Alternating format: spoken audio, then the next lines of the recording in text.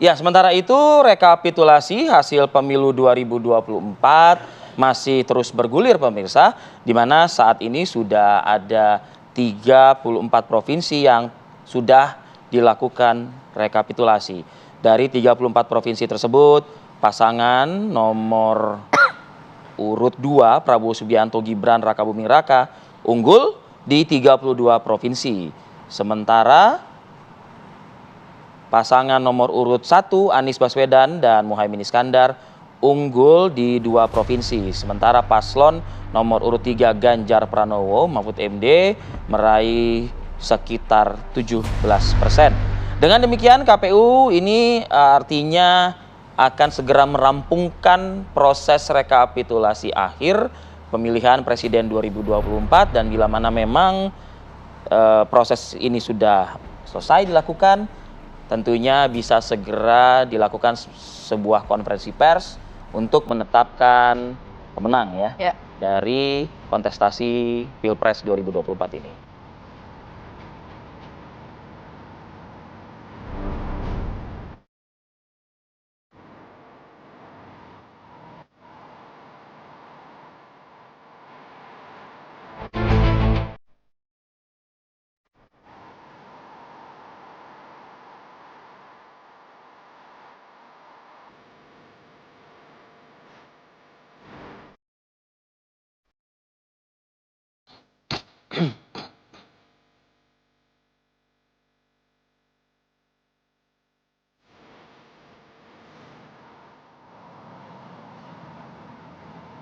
Di proses rekapitulasi ini tinggal selangkah terakhir ya, Vi? Makanya itu dia. Jadi ibarat kata bisa jadi hari ini atau bisa juga mungkin dimentokin. Maksimal kan besok.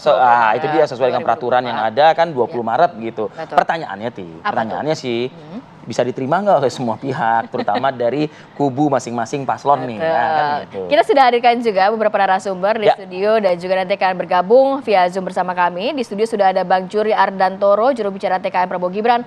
Assalamualaikum, selamat pagi. Assalamualaikum, selamat pagi. Mas Juri, sehat Mas? Sehat Mas? Selamat pagi, sehat, alhamdulillah. Alhamdulillah. Kalau Rati mau nanya-nanya soal KPU, nggak bisa sama Mas Juri.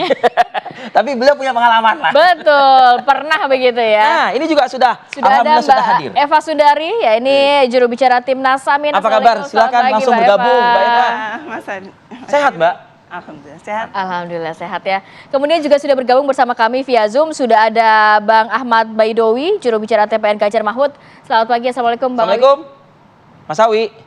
Pagi. Waalaikumsalam. Wah, ini Mas Awi ini luar biasa. Suaranya. Enggak, maksudnya suaranya jelas Mas paginya. Ya kita berdoa juga suaranya aman ya Mas Awi ya. Baik, nanti juga akan bergabung bersama kami. Amin. Amin. Ada Mbak Eva, amin. Nanti ada Bang Idam Holik, Komisioner KPU RI yang juga akan bergabung bersama kami ya. Saya mau ke Mas Awi dulu deh. Mas Awi, ini kan melihat sudah tinggal 1 hari terakhir ya, KPU batas waktunya sampai dengan 20 Maret 2024. Perhitungan sejauh ini sudah masuk kurang lebih 34 provinsi ya. Betul. Saat ini dari sisi Anda seperti apa melihatnya dari 03? Karena kalau 01 sempat ada unggul di 2 wilayah, yakni di Aceh dan juga di Sumatera Barat. Sedangkan 03 sendiri ini belum ada keunggulan di wilayah manapun. Bagaimana tanggapan Anda? Ya, terima kasih. Itu kan masih ada 4 provinsi lagi. Ya, mudah-mudahan di provinsi tersisa ada keunggulan buat 03. Tapi apapun kita tetap menunggu hasil resmi dari KPU yang akan diumumkan besok. Sesuai undang-undang 35 hari, maksimal 35 hari pasca pemungutan suara itu hasil KPU, hasil pemilu secara nasional harus sudah diumumkan. Dan kita tahu ada sejumlah kendala di sejumlah provinsi khususnya di Papua sana. Dan kita berharap hari ini di rekapitulasi provinsinya sudah tuntas sehingga besok seluruh rakyat Indonesia bisa mengetahui hasil pemilu 2024 secara resmi diumumkan oleh KPU. Artinya Mas Awi kalau KPU ternyata sudah rampung menyelesaikan hari ini dan akan langsung mengumumkan, akan menjadi masalah nggak kalau menurut pasangan nomor urut 3? Yang jadi masalah itu kalau melewati tanggal 20 besok. Nah, Betul. kalau tidak melewati tanggal 20 itu tidak ada masalah. Soal kemudian Oke. nanti langkah apa yang kami lakukan, tentu kami masih menunggu hasil rekapitulasi nasional dari KPU RI. Dan kita mendapatkan undangan, kalau tidak salah hari ini ada 2 provinsi, 2 atau 4 ya, provinsi yang akan melakukan rekapitulasi di Jakarta, di KPU RI. Ya kita tunggu saja tahapan ini, kalau sudah tuntas ya mudah-mudahan nanti sesuai harapan 03, setidaknya kita juga unggul. Kalaupun nanti ya kita lihat aja hasilnya seperti apa gitu. Oke, kita lihat hasilnya seperti apa dari kubu 03 ya. Ya. Nah, saya ingin bergeser dulu nih Mas Awi ke Mbak Eva Sundari, juga di studio sudah hadir kan beliau dari kubu 01. Mbak Eva mengutip pernyataan Mas Anies Baswedan yang ketika ditanya oleh wartawan, jawaban Mas Anies adalah bisa jadi berubah tuh nanti di rekapitulasi KPU. Tapi sejauh ini kan hanya 2 provinsi ya yang dimenangkan oleh Anies Baswedan dan Muhaimin Iskandar. Bagaimana nih menelaah pernyataan Pak Anies ini begitu? Yang dimaksud Pak Anies itu adalah sebetulnya karena kemarin kan kita melihatnya seolah-olah total gitu kan ya, menang total begitu, tapi ternyata padahal proses belum selesai. Padahal belum selesai, dan kalau masalah beda angka kayaknya berat ya. Tapi yang kita soalkan adalah apakah ini memang mobilisasi pemilih berhasil ya. Tapi kalau itu dilakukan karena uang, karena gentong babi, nah ini yang menjadi persoalan. Dan menurut kami, karena ini tanggung jawab kepada pemilih ya, bukan kepada siapapun ya.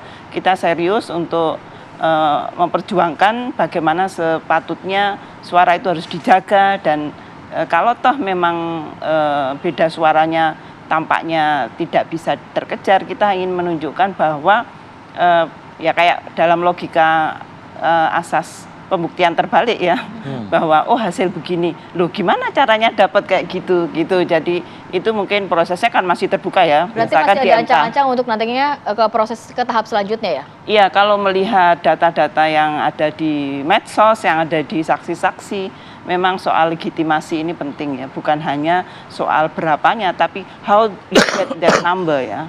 Itu ya istilahnya di dirty vote itu kan ternyata mobilisasi sebelumnya itu yang kita soal. Ya kita pengennya sebaik-baiknya berjuang ya, sehormat-hormatnya, dan ini tanggung jawab kami kepada pemilih-pemilih Amin. Oke. Nah, Mbak Eva, artinya kalau Mbak Eva atau teman-teman di Timnas Amin gitu ya, melihat sejauh ini KPU bagaimana nih proses rekapitulasi yang dilakukan? Sempat viral loh Mbak Eva kemarin kalau nggak salah ya Rati ya, video di mana ketua KPU itu seakan-akan mencecar ya saksi dari kubu 1 tuh kalau nggak salah. Nah itu sejauh ini berarti KPU ini masih on the track nggak atau seperti apa? Kalau saya sendiri kan korban KPU ya, karena saya nyalek loh. Saya ini stres ya, melihat si rekap itu mempermainkan suara saya ya. Pada hari pertama sudah dapat 2.000, hari berikutnya dapat 800. Padahal rekapitulasinya kan tambah naik. Seharusnya Jadi ya. kalau berkaca dari saya sendiri ya, the way they set up the system is merugikan kami para perempuan yang caleg-caleg perempuan. Tapi contoh yang kemarin saksi yang cukup saksi, viral itu kan seharusnya kan kalau memang benar terjadi dan itu bisa diperjuangkan oleh Timnas Amin, seharusnya kan ya tetap saja kalau yang kan disampaikan dalam, data kan ya, gitu. ya kalau di dalam tim hukum sendiri kan banyak klasifikasinya ya, siapa yang pegang data, siapa yang jubir kayak ya di tim itu juga. Nah saya yakin yang pegang data itu tidak hadir kemarin begitu, jadi menjawabnya agak geragapan. Tapi kan gini ya, masa harus membawa KPU kan bukan penyidik ya. Gitu loh. Pertanyaan-pertanyaan itu pertanyaan seakan-akan ketua KPU juga kayak menyidik gitu. Jadi kan lucu begitu. Kalau orang meraise isu dan isu itu di backup oleh data, bahkan fakta, laporan netizen, laporan kita sendiri, ya udahlah biar menurutku KPU jalan aja. Tupoksinya nggak usah kemudian defended gitu ya. defender terus ofensif begitu kan. Ofensif kemarin itu? Ofensif Oh, ya, oke. karena pertanyaan-pertanyaannya penyidik Iya, gitu iya, loh. iya, Itu iya. biarin Oke. di MK gitu. Saya mau ke 02. Kalau dari 02 sendiri Mau ke 02 melihat atau Mas Juli pernah ofensif nggak dulu?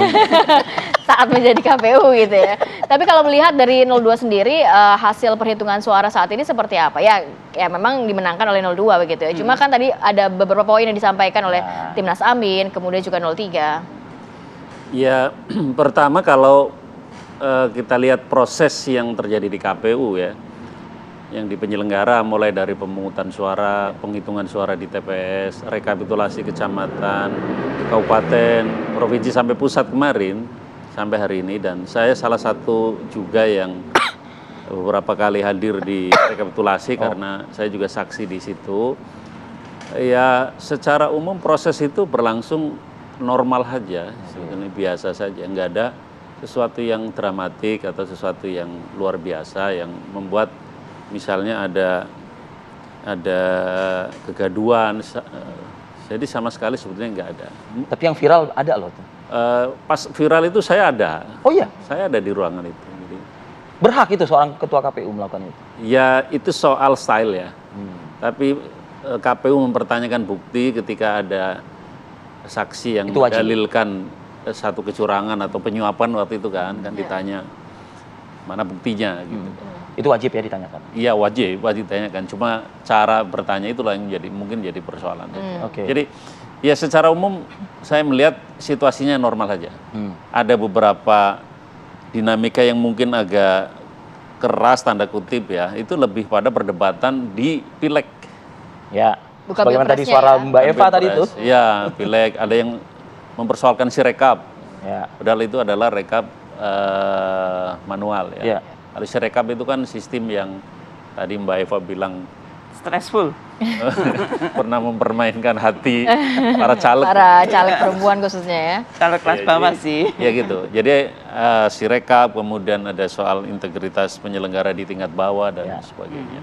Ribut antar caleg di antara para caleg internal partai dan sebagainya. Jadi Di 02 kan tentu kan banyak juga caleg-caleg yang senasib nih dengan suara Mbak Eva tadi begitu loh, Mas. ya, nah makanya kalau soal sirekap, kalau soal perdebatan mengenai isu kecurangan di pileg itu di semua partai. Tapi sudah cukup bagus kan di 2024 kalau misalnya sedikit, Anda kan pernah juga di KPU. Ya. Tahun ini sudah cukup efektif dan efisien seperti metode yang digunakan KPU nggak? Sirekap harus diakui ada banyak masalah. Ada banyak masalah. Kalau soal sirekap ya. Ya tadi ada fluktuasi suara yang Soal dari 2000 jadi 800. iya, fluktuasi edan deh. itu kan satu persoalan. Artinya penyelenggara pemilu memang harus hati-hati karena bukan hanya 01, 03 yang dirugikan, 02 juga dirugikan kalau ada sistem yang bermasalah. Pemenang seringkali dituduh sebagai pihak yang di belakang masalah itu. Padahal kita juga korban gitu. Padahal kita juga korban.